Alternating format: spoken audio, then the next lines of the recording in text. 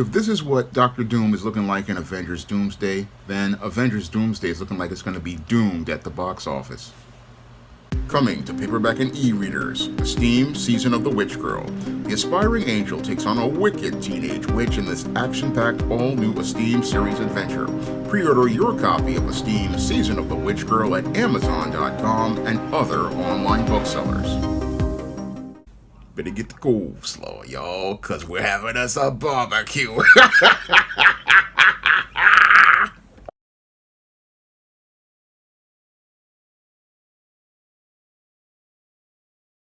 I was on Facebook Sunday night when somebody posted a picture of what is rumored to be actor Robert Downey Jr. dressed as Doctor Doom for Avengers Doomsday.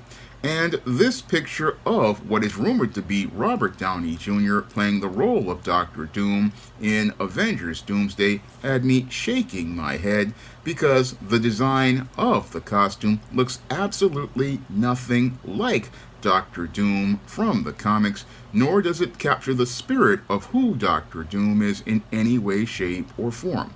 Now, this image, while it is rumored to be Robert Downey Jr. as Doctor Doom, if this is the case for this movie, then this movie basically is headed for Doomsday and will be one of the biggest disasters at the box office for Marvel Studios, next to Captain America: Brave New World, which is one of the biggest flops in MCU history. Now, this whole design for Robert Downey Jr.'s Doctor Doom is nothing like the comic books that feature Doctor Doom, who basically is an Eastern European man, and this Eastern European man dresses in a traditional Eastern European dress of Latveria and pays tribute to his heritage with his whole uniform. Now, Victor Von Doom is known for dressing in a traditional Eastern European way that follows the traditions of Latveria, wearing his iconic hooded cloak. His cloak is basically velvet, and when it comes down to his tunic is made of linen, and those two elements are core to his whole costume. And another element of his costume that was missing was his mask. Now, Doctor Doom is known for his infamous mask, which is made looking like it's got lots of rivets on it, and this mask is iconic because it's core to his costume. But when you look at the image of Robert Downey Jr., who's supposed to be, again, rumored to be Robert Downey Jr. in this image as Doctor Doom, he's looking more like a Jedi in some Mandalorian armor than looking like Doctor Doom. No, when I look at the image of what is rumored to be Robert Downey Jr. as Doctor Doom, it's basically completely so far divorced from the source material that it really doesn't capture who the character is at all. First, we've got what's rumored to be Robert Downey Jr. Again, he's got long gray hair, and that's not who Victor Von Doom is. No, Victor Von Doom is a middle-aged European man, with short brown hair, and this middle-aged European man usually, again, is all about the traditions of his Eastern European country, and the armor that he's wearing really doesn't fit that whole tradition because we don't see the tunic, we don't see the cloak being as strong as part of his presence, nor do we see the epaulets on his chest. No, they've got some things down near his crotch area, the cod piece, and again, none of this is making it where you can immediately recognize this as Doctor Doom at all. No, what I'm seeing here as related to this whole image that is supposed to be Doctor Doom and is rumored to be Doctor Doom is basically showing me that it's Doomsday for Marvel Studios if this is the design for Doctor Doom. And some of these MCU stands, they'll sit there and say that this is just the MCU's version of Doctor Doom, or he's an alternate version of Doctor Doom, but that basically spells an even bigger disaster for Marvel Studios because you're telling me this isn't the real Doctor Doom that is based on the source material at all, and if that's the case, then you failed to answer that critical question a screenwriter like myself has to answer before I put fingers to the keyboard, and that is why should we care? And when I look at that picture of what is rumored to be Doctor Doom, I really see all of Kevin Feige's desperation being placed on screen, and that desperation really reminds me of another superhero box office movie disaster that came out 20 years ago. And that cinematic disaster that is similar to Avengers Doomsday was 2004's Catwoman. Now, 2004's Catwoman was supposed to be a film that was supposed to have been greenlit in 1993 and was supposed to come out around 1995 or so, and it was supposed to star Michelle Pfeiffer in a spin-off film from Batman Returns. However, what happened with Catwoman was Michelle Pfeiffer really was not interested in playing the role. Moreover, Tim Burton wasn't really interested in directing that film. And around 1994, Tim Burton and Warner Brothers wound up parting ways as related to the Batman franchise, and Joel Schumacher was brought in, and Michelle Pfeiffer really wasn't interested in the role, and the film wound up in development hell. Because they could not find a lead actor for the role, and by the time they did eventually find one in the 2000s, they had set up Ashley Judd to become the next Catwoman. However, she wasn't interested in the role, and while they had this money greenlit, they had money allocated for this film, and they needed to get that money spent before a certain time, and that's where Halle Berry came into this whole picture. The producers of Catwoman offered Halle Berry $15 million and hoped that because she was fresh off the Oscar, they would have a box office hit. Unfortunately, Warner Brothers executives told them that this film could have no connection to the previous Batman films or any other films in the franchise, and this is what basically set the film down a road to a disaster because they couldn't connect it to the source material, and since they couldn't connect it to the source material, they had to create a new character, Patience Phillips, and when they created Patience Phillips and revealed Halle in that costume, it turned into a complete disaster for director Pitoff and for Warner Brothers, a disaster that led to one of the biggest box office failures of 2004. And they couldn't get Michelle Pfeiffer to star in the film because she had passed on the role, and several other actresses had passed on the role, but Halle Berry, fresh off the Oscar, was someone who was really naive to the whole politics and studio business. She agreed to star in this film and get the $15 million. And as she got the $15 million, it cost her professional career and her reputation. It cost her professional career and her reputation because she didn't understand the subtle politics going on as related to this film. And eventually what we got was a Catwoman movie that was nothing like the comic book character of Selina Kyle, the cat burglar. No, we got Patience Phillips, a meek, mousy woman who gets the powers of a cat after being knocked off a roof, and that film basically was one of the biggest disasters of 2004 because it didn't follow the source material. And I believe Avengers Doomsday, if this is the armor of Doctor Doom, is basically doomed to be a disaster, made on the same type of movie studio executive desperation, where you've got Kevin Feige, who was desperate for a hit after fail 4, phase 4, fail 5, phase 5, and fail 6, fail 6. He's desperate for a hit ever since 2019 Avengers Endgame, and with these movies having underperforming or flopping at the box office, he's had 3 flops in a row. He's had Ant-Man and the Wasp: Quantumania. He's had the film The Marvels and Captain America: Brave New World flop at the box office. Not to mention, he's had multiple Disney Plus shows like Agatha All Along and Daredevil Born Again flop as related to the ratings. So Kevin Feige is desperate for a hit, but sadly he can't see how he's getting in his own way. He can't see how basically he's gotten in his own way when he made that desperate announcement to cast Robert Downey Jr. as Doctor Doom, because most people don't want to see Robert Downey Jr. as Doctor Doom. And looking at the picture that is rumored to be presented, this is not Doctor Doom. No, this is just a Robert Downey Jr. being Iron Man in a suit that's basically looking like more like Iron Man than Doctor Doom, and really doesn't fit the character or the source material. No, it's looking really desperate all around. And even worse than that, you've got Kevin Feige overcompensating by overloading this film with so many actors that you're not going to be able to get a quality story in this overall film. No, there's no way you can go out here and get a quality film when you have 50 actors inside of one movie.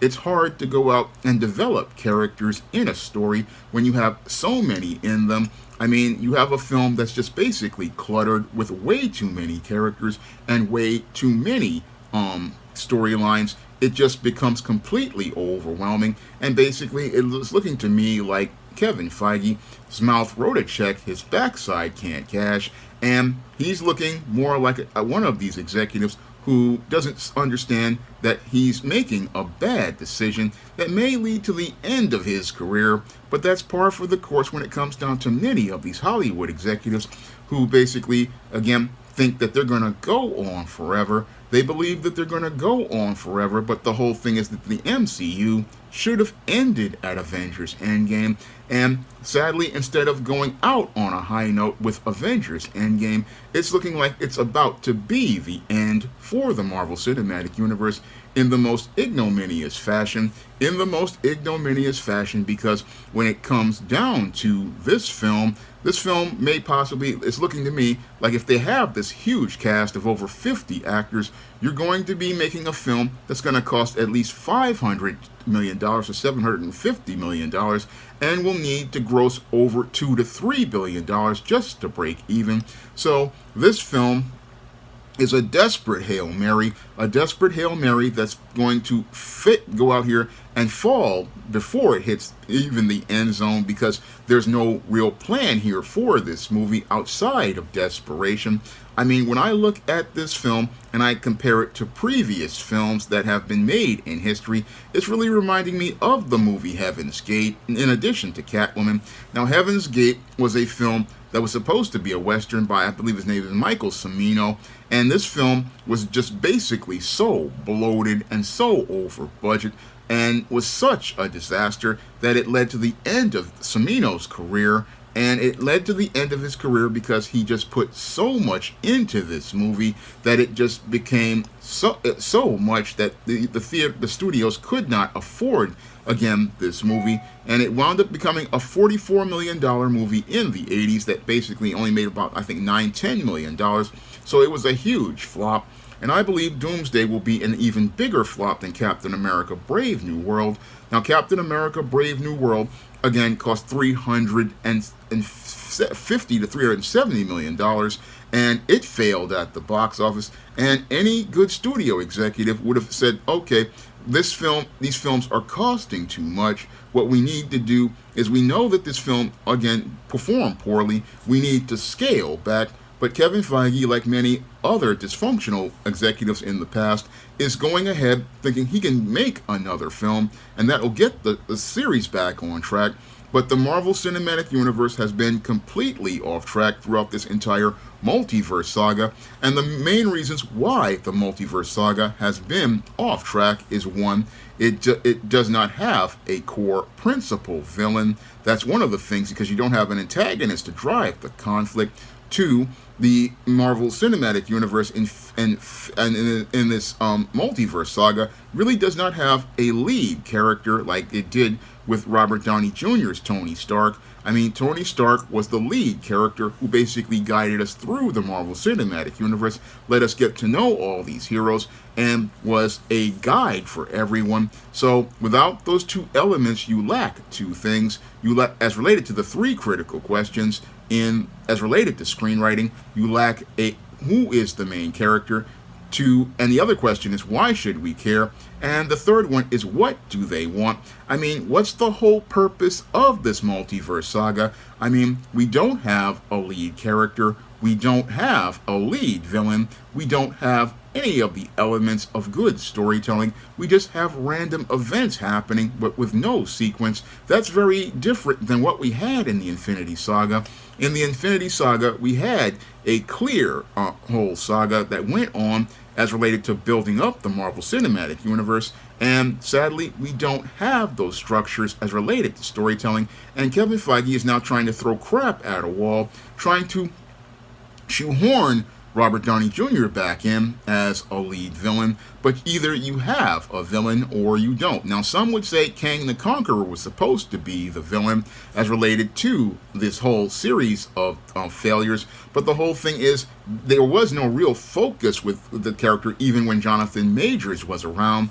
There was never a real focus for this whole series. I mean, we had Eternals, we had Doctor Strange and the Multiverse of Mediocrity, Multiverse of Madness, we had Shang-Chi, we had all these different movies and different series, but nothing ever synergized together, and that's the big problem with this whole multiverse saga. The whole problem with this multiverse saga is that everything isn't synergizing and coming together. Everything isn't synergizing and coming together cohesively to give us a full story.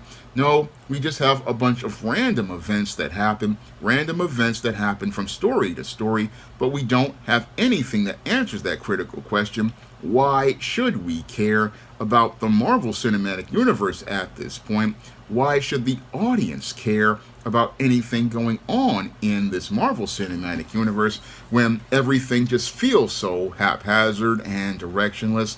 I mean, I look at this Marvel Cinematic Universe and it just is not really coming together, and you want to come out here and say, oh, it's alternate universes, it's different variants. No, that's just not consistent storytelling. I mean, consistent storytelling is where everything comes together in the first three chapters. Again, the first three chapters of the first three movies should have let us know what's going on, but sadly, there is no direction when it comes down to this whole movie. And again, I look at that armor that Robert Downey Jr. is wearing. I'm looking at this character who looks nothing like Doctor Doom, because again, Doctor Doom is an Eastern European man who is middle-aged. He's an Eastern European man who has short brown hair and brown eyes. He is a Eastern European man who is dedicated to the traditions of his culture of Latveria, and those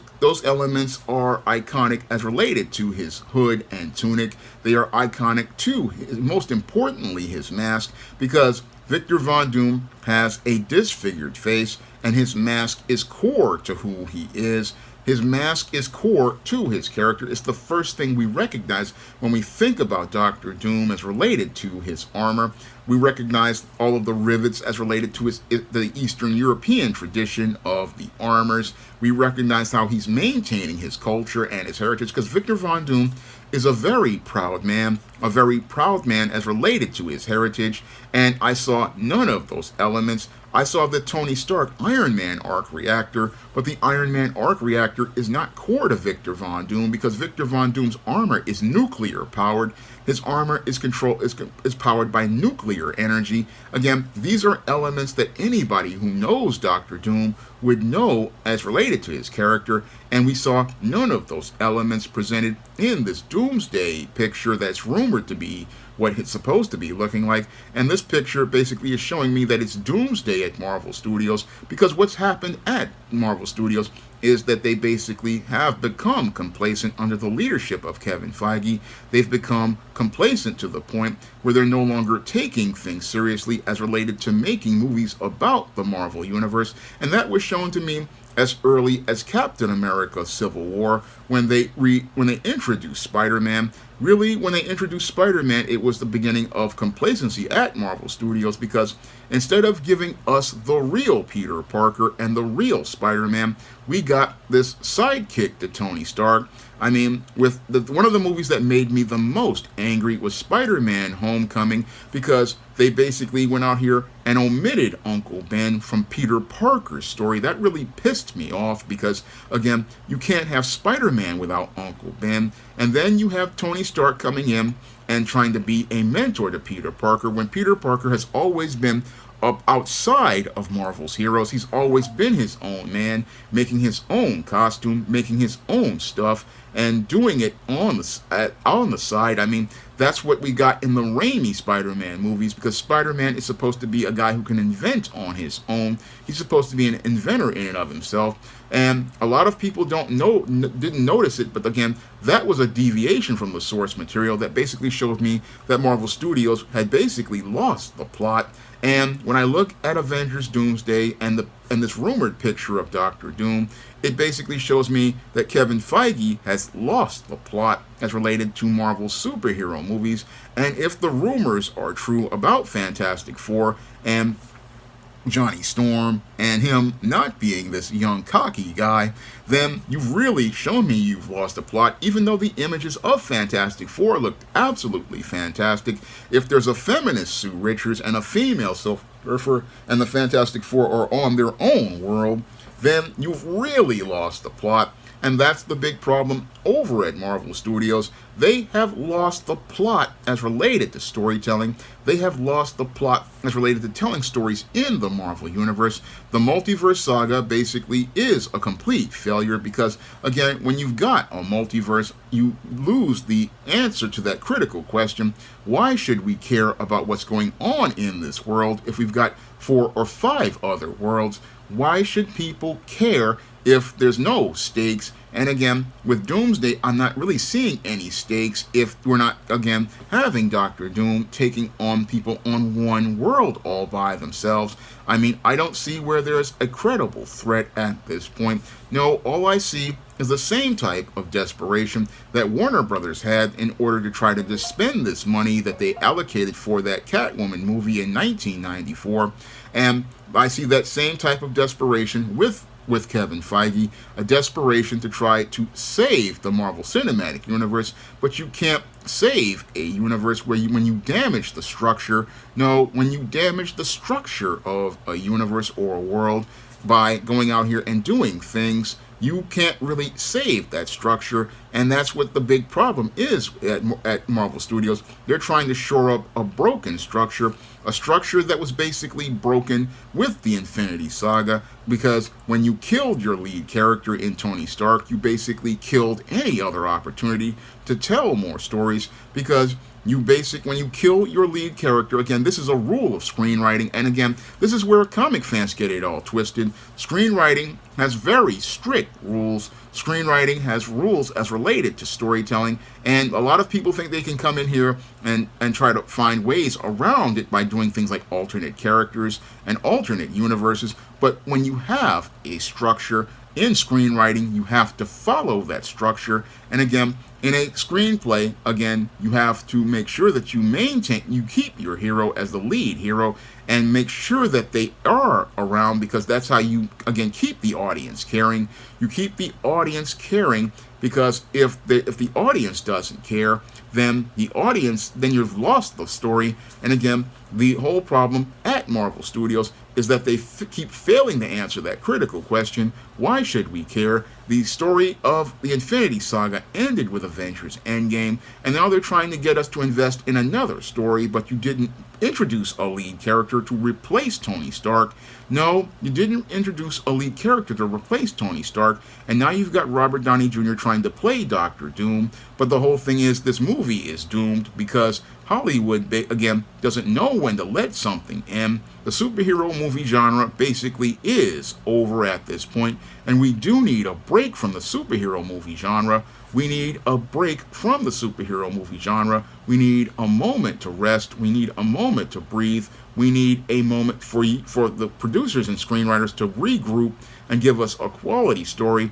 But because of the structural damage done by Kevin Feige in Phase 4, we basically have a Marvel Cinematic Universe that can't pick up where it left off. It can't pick up where it left off because they basically, again, ruined it with the death of Tony Stark. When you killed Tony Stark, you killed the Marvel Cinematic Universe. You killed our reason to care.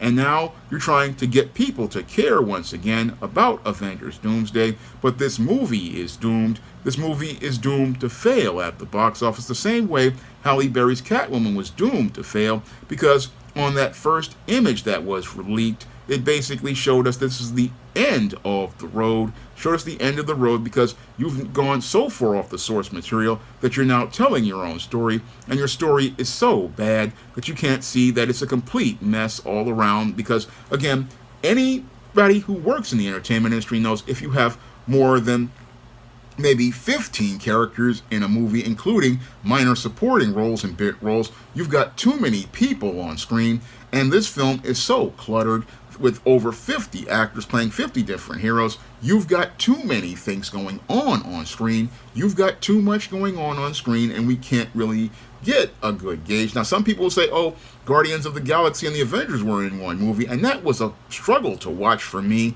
because it's, again, way too many characters. Again, you can't have but so many characters in a story. I mean, usually when I'm writing stories, I try to keep it lean, where we only have maybe a minimum of 5, maybe 6 characters in a story, because it becomes hard to follow at that point. It becomes hard to follow, and the whole thing is Doomsday is doomed to be, again, a complete cluttered mess. And many people will sit there, the comic fans will think, oh, there's still some hope. No, there's no hope at all. As a screenwriter, as a comic book writer, as a novelist, I can tell you, again, this movie was doomed as related when they put up the cast list. When they put up the cast list, this movie was screwed, and it's even more screwed now that we see this costume and see how Kevin Feige has basically lost the plot for the Marvel Cinematic Universe.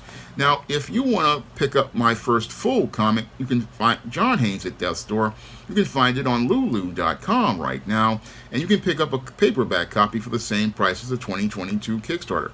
And if you want to check out the stories of the SJS Direct universe, you can find all of those stories on Amazon.com, such as the ISIS series, the Steam series, the John Haynes series, the books of the Spinsterella series, and other books like the Thetas and my vampire novel Eternal Night.